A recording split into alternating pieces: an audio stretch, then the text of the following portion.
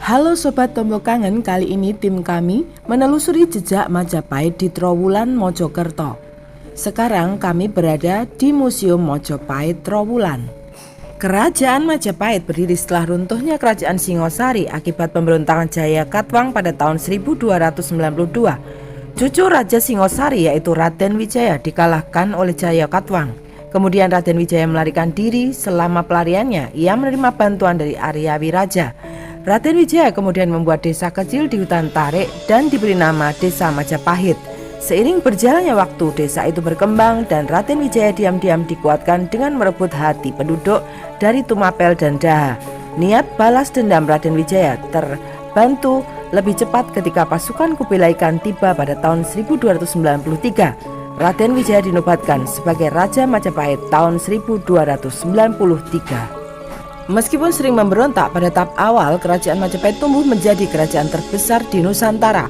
Masa kejayaan kerajaan datang ketika dipimpin oleh Hayam Wuruk tahun 1350 sampai 1389 Masehi.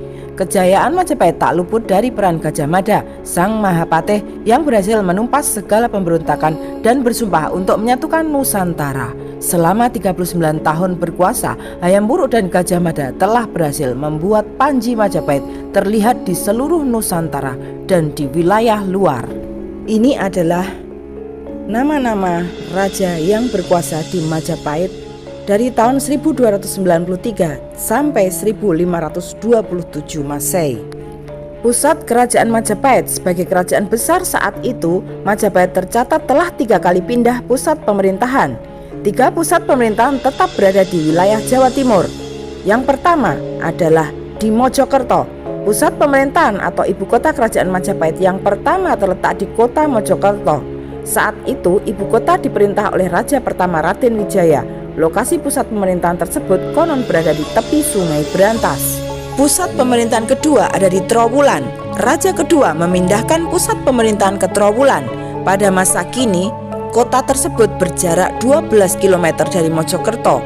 Pusat pemerintahan di Trowulan berjalan cukup lama.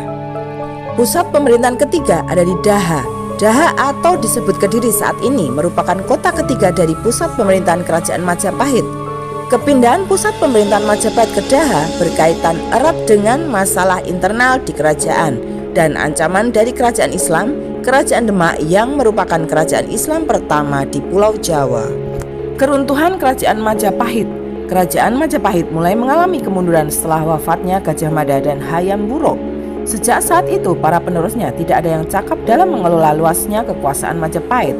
Selain itu, terdapat beberapa faktor yang mendorong runtuhnya Kerajaan Majapahit, diantaranya banyak wilayah taklukan yang melepaskan diri, terdapat konflik perebutan tahta, meletusnya Perang Paragrek. Semakin berkembangnya pengaruh Islam di Jawa, kekuasaan Kerajaan Majapahit benar-benar berakhir pada tahun 1527 setelah ditaklukkan oleh pasukan Sultan Trenggono dari Kesultanan Demak. Sejak saat itu, wilayah yang tersisa diambil alih oleh Kesultanan Demak. Meskipun Majapahit telah runtuh beberapa abad lalu, hingga kini masyarakat modern tetap dapat menyaksikan sisa-sisa peninggalan Kerajaan Majapahit. Saksi bisu kejayaan Majapahit muncul dalam berbagai rupa seperti situs, candi, kitab, arsitektur. Di museum ini kita bisa melihat jejak peninggalan Majapahit yang masih tersisa. Museum ini tidak hanya menyimpan dan memamerkan peninggalan arkeolog dari masa Majapahit, tetapi juga menampilkan berbagai temuan arkeolog yang ditemukan di seluruh Jawa Timur, mulai dari era Raja Erlangga, Kediri hingga era Singasari dan Majapahit. Ini adalah sumur tua zaman Majapahit yang ditemukan berada tepat di Museum Trowulan ini. Di museum ini juga terdapat replika rumah kayu pada masa Majapahit. Bentuknya seperti ini. Di halaman belakang museum ini ditemukan bekas pemukiman penduduk berupa pondasi-pondasi berasal dari batu bata merah yang ukurannya besar-besar, dan ditemukan bentuk lantai segi 6 berasal dari bata merah. Seperti ini menurut pemandu museum ini, rumah dengan lantai persegi 6 ini artinya rumah tersebut adalah rumah seorang pejabat. Situs Trowulan sebagai salah satu pusat pemerintahan Kerajaan Majapahit banyak meninggalkan warisan seperti kolam segaran, dulu sebagai pusat irigasi dan digunakan untuk menjamu para tamu. Dijamu makan dan minum dengan wadah berbahan emas. Kemudian setelah selesai makan, piring dan gelas dibuang di kolam untuk memberitahu pada para tamu bahwa Majapahit adalah kerajaan yang kaya raya. Meskipun setelah tamu pulang, piring dan gelas dipungut kembali. Peninggalan lain di Trowulan berupa prasasti dan candi. Candi-candi seputar Trowulan yang dikunjungi tim kami adalah Candi Gentong. Kami menginap di dekat Candi Gentong.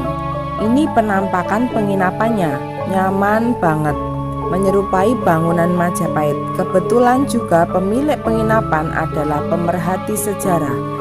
Kami dipandu oleh beliau menelusuri candi-candi seputar Trowulan. Candi Gentong adalah candi Buddha pada masa Hayam Wuruk. Dinamakan Candi Gentong karena banyak ditemukan fragmen gentong di sekitar situs. Kini candi ini berupa reruntuhan dan candinya terbuat dari batu bata. Candi Buddha ini terdiri dari dua candi, candi laki-laki dan candi perempuan. Fungsi candi ini adalah untuk menyucikan jenazah sebelum dikremasi atau dibakar di candi yang lainnya. Jenazah laki-laki disucikan di bagian candi laki-laki dan jenazah perempuan disucikan di candi bagian perempuan. Di Candi Gentong ini ditemukan sumur tua era Majapahit. Konon pernah ada tamu candi yang berkunjung membasuh badannya dengan air sumur di sini. Dan seketika sakit lumpuhnya sembuh dan bisa berjalan seperti sedia kala. Tidak jauh dari Candi Gentong adalah Candi Brau. Candi Brau dipercaya dibangun oleh Empu Sendok, penguasa Mataram Hindu. Candi Buddha ini berfungsi sebagai tempat untuk mendoakan jenazah setelah dikremasi. Abu jenazah itu didoakan di sini sebelum abunya ditempatkan di luar dari kota di mana mereka tinggal. Sayang, candi untuk membakar jenazah sudah tidak ditemukan lagi. Candi Brau sungguh megah dan sangat tinggi, dibuat dari batu bata merah. Candi selanjutnya adalah Candi Bajang Ratu atau Gapura Bajang Ratu. Candi ini berfungsi sebagai pintu masuk ke sebuah bangunan suci untuk memperingati wafatnya Raja kedua Jayanegara. Bangunan sucinya sudah tidak bersisa. Nama Bajang Ratu pertama kali disebut pada tahun 1915 dalam laporan purbakala zaman Hindia Belanda. Menurut para ahli, pembangunan Gapura Bajang Ratu berhubungan dengan wafatnya Raja Jayanegara tahun 1328. Pendapat tersebut didukung adanya relief Sri Tanjung dan sayap Garuda di bagian kaki Gapura yang menggambarkan sebuah pelepasan. Tahun pembangunan Candi Bajang Ratu diduga sejaman dengan wafatnya Raja Jayanegara. Selanjutnya adalah Candi Tikus. Bangunan ini berbentuk petirtaan, tetapi masyarakat menyebut sebagai Candi Tikus karena saat ditemukan situs ini menjadi sarang tikus. Sebagian pakar sejarah dan arkeolog berpendapat bahwa Candi Tikus berfungsi sebagai tempat mandi keluarga raja. Sebagian pakar lain juga berpendapat bahwa candi tersebut adalah tempat penampungan dan penyaluran air untuk keperluan masyarakat Trowulan. Jika dilihat dari letak menara yang berbentuk meru, itu menimbulkan dugaan bahwa Candi Tikus ini juga berfungsi sebagai tempat pemujaan dewa-dewi Hindu, tempat penampungan dan penyaluran air untuk keperluan masyarakat Trowulan. Jika dilihat dari letak menara yang berbentuk meru, itu menimbulkan dugaan bahwa Candi Tikus ini juga berfungsi sebagai tempat pemujaan dewa-dewi Hindu. Ke Trowulan, selain berkunjung di situs Majapahit, kita bisa mampir di sebuah wihara. Di situ ada patung Buddha tidur terbesar di Indonesia dan terbesar ketiga di dunia. Wihara yang cukup teduh ini mampu mendamaikan hati kita. Karena keterbatasan waktu, kita harus kembali lagi ke sini. Banyak peninggalan Majapahit yang belum kami kunjungi seperti makam Troloyo, situs Kumiter yang sedang digali yang merupakan sebuah istana raja, dan masih banyak candi peninggalan Majapahit yang belum kami kunjungi. Sungguh minim referensi tentang Majapahit. Semoga banyak doktor dan profesor yang lahir dari riset-riset Majapahit. dan bisa membuka tabir kemegahan Majapahit masa lalu dan memberi sumbangsih untuk Trowulan di masa kini. Semoga liputan ini bermanfaat untuk kita semua. Salam dari kami, salam Tombo Kangen Channel. Dadah, dadah, dadah. Candi kuno Nusantara kita, keindahanmu selalu terjaga. Candi kuno Nusantara kita, kemegahanmu tiada tara. Candi kuno Nusantara kita, keindahanmu selalu terjaga. Candi kuno Nusantara kita, kemegahanmu tiada tara.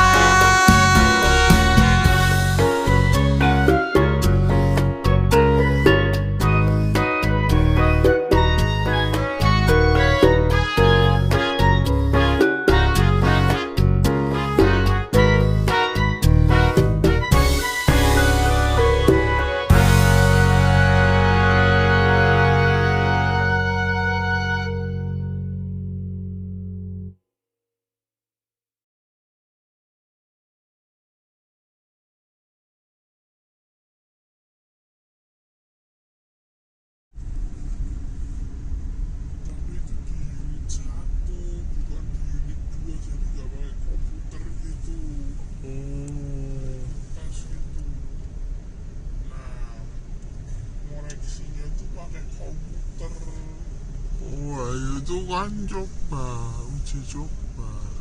Iya, tapi bener-bener gila, nggak boleh disobek satu. Latihan nggak boleh dicoret, pensil dihapus. Penghapusnya itu